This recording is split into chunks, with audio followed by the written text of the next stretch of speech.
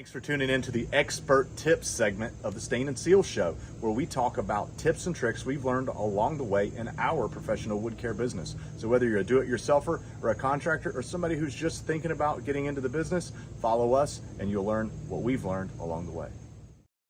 Let's talk about some expert staining tips.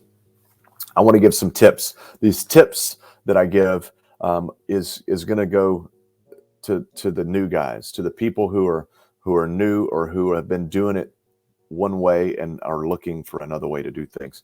So most of the stuff that I've learned in my life, I've learned the hard way. And so today I got two things that I think will help you. The first one, you're probably already doing. The second one, you may already be doing too, but if you're not, give it a try.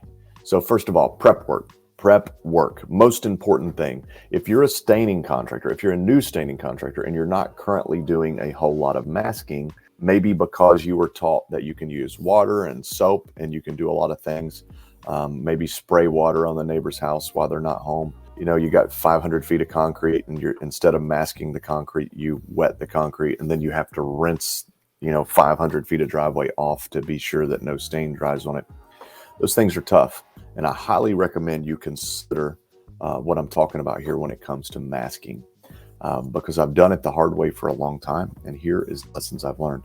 I used to always spray and pray. I spent more time on my hands and knees with a water hose and a scrub brush than I did staining. This isn't every job, but there are those jobs that come along where it gets you and you just spend a ton of time doing cleanup work. When you're doing it yourself, you don't have a really good sense of time. And a lot of times those hard things of cleaning and running the water hose and all that, it feels like it's fast. It feels like it's pretty quick.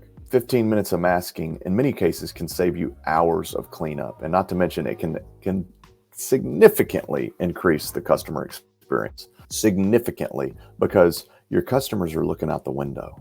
They're always looking out the window. They're looking on their Ring doorbell. They're looking on their Arlo cameras. They're hearing what their neighbors are saying while the neighbor's walking their dog and they're at work getting a report from their neighbor. They're hearing these things. They're seeing them. When people drive by, they see you. So customer experience is important. And you and I know that we can wet down a brick home. We can stain all over it. Then we can rinse it off.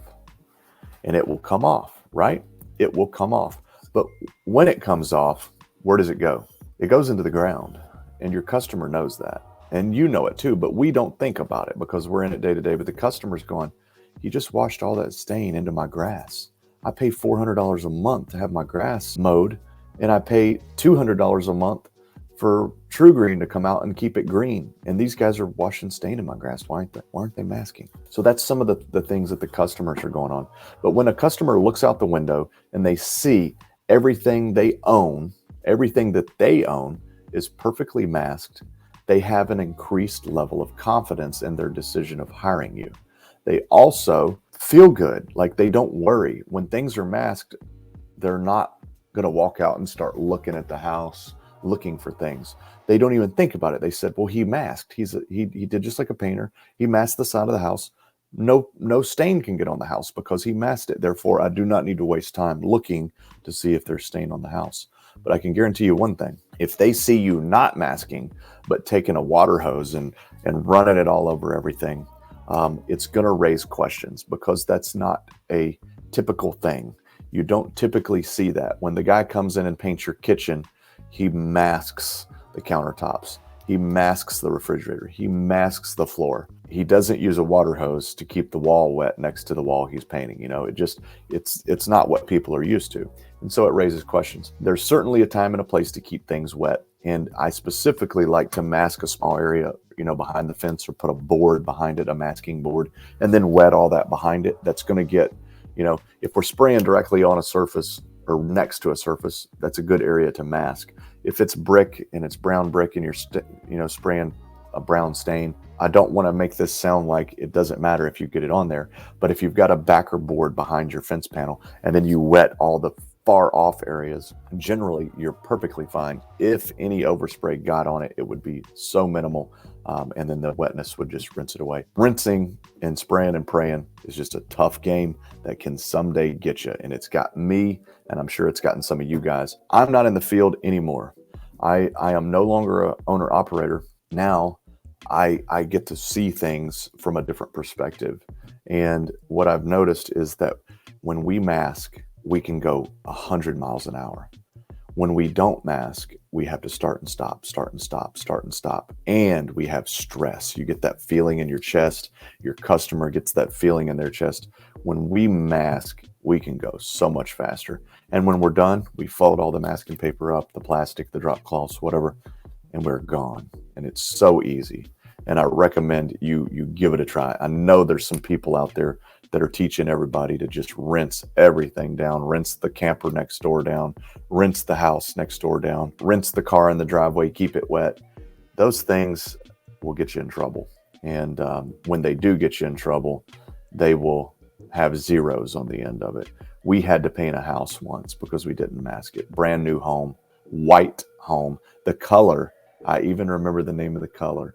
It was Sherwin-Williams Alabaster. It was a big brick home. We got overspray on it with our Auburn stain, and we did all the water tricks. We did all those things. It was brick, and it was painted white brick, which is not fun. You know, that's not the easiest, but kept it wet, kept it degreased, kept, Dawn dish soap on it. And when everything dried up, we got a call. There's microscopic stain speckles all over my house. And we painted the house. We had to redo the house. This was a brand new $650,000 house. And it was brand new. And this was a single lady who owned the home, who had saved for years and years and years and years, and finally was able to purchase her dream home. And 30 days after construction, we stained it because we didn't mask properly. And we had to paint her house. She was happy that we painted her house. But just like I've said to some other people, if somebody comes over and pees in your living room floor and then cleans it up, does that make it better? Think about masking. I think it's really, really worth consideration. And I think it can really speed up your stain jobs. All right, guys, thanks for tuning in to the Stain and Seal Show. I really hope you enjoyed that clip. To see another clip just like it that I think you're going to love, click on this link right here. Or if you want to see the full episode, check us out down here. Now make sure you subscribe and like, and we'll see you on the next Stain and Seal Show.